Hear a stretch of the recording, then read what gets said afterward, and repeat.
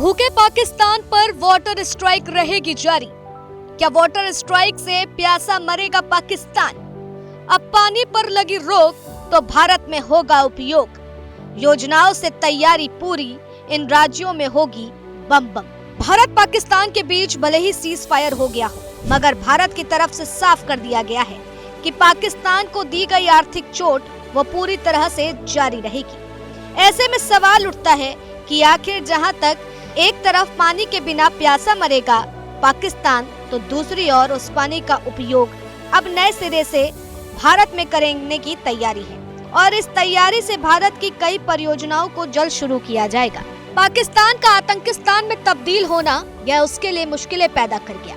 अपनी नापाक चालों के चलते और हर बार भारत पर आतंक की चोट देकर हमेशा भारत में दहशतगर्दी फैलाने का काम किया है, लेकिन अब आर्थिक चोट पाकिस्तान पर आर्थिक संकट की गाज की तरह गिरी है और जो जारी रहेगी। जिस अकड़ के साथ वो भारत पर हमलावर था, उसकी अकड़ क्या बल्कि उसके जीवन की आखिरी रेखा भारत की तरफ से खींचने का फैसला कर लिया गया है। और अगर पाकिस्तान आतंकवादियों को पालना बंद नहीं करेगा, भारत में अगर कोई दुस्साहस करता है, तो यह लाइनें पाकिस्तान न सिर्फ याद कर ले बल्कि जहन में बैठा ले, क्योंकि पानी की बूंद बूंद को जब तरसेगा पाकिस्तान, याद आएगा हिंदुस्तान।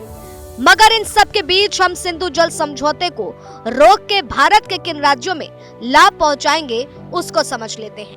पाक पानी पर लगी रोक तो भारत में होगा उपयोग। सरकार ने 10 नई परियोजनाओं पर किया विचार।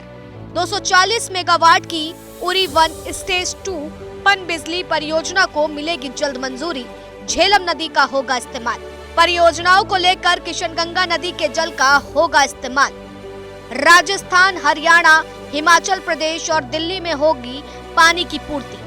पानी के संकट से जूझ रहे राज्यों को मिलेगी अब राहत। अब इस फैसले का सबसे बड़ा फायदा राजस्थान, हरियाणा, हिमाचल प्रदेश और दिल्ली को होगा।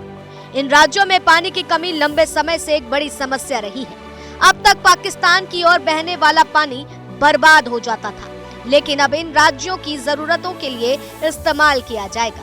इससे न केवल सिंचाई और पीने के पानी की समस्या हल होगी, बल्कि इन क्षेत्रों में समृद्धि का नया दौर शुरू हो जाएगा। मीडिया रिपोर्ट के अनुसार सरकार उन पनबिजली परियोजना के काम में तेजी लाने और उन्हें प्रोत्साहित करने पर भी विचार कर रही है, जो अभी शुरू नहीं हुई। सरकार चाहती है कि ये परियोजनाएं आर्थिक रूप से फायदेमंद हो और इनकी कीमतें भी प्रतिस्पर्धी हो।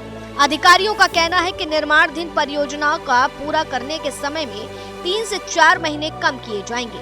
सेंट्रल इलेक्ट्रिसिटी अथॉरिटी और अन्य एजेंसियां मिलकर इन पनबिजली परियोजना की सूची बना रही है, जिन्हें जल्द पूरा किया जा सकता है।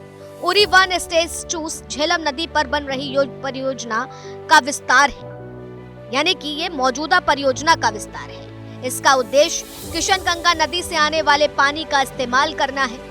इस परियोजना को पर्यावरण मंत्रालय से 2 महीने पहले ही मंजूरी मिल गई थी। अब इसे तेजी से पूरा किया जा रहा है।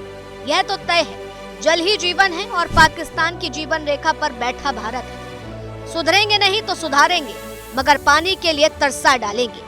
Bureau report, news 1 India.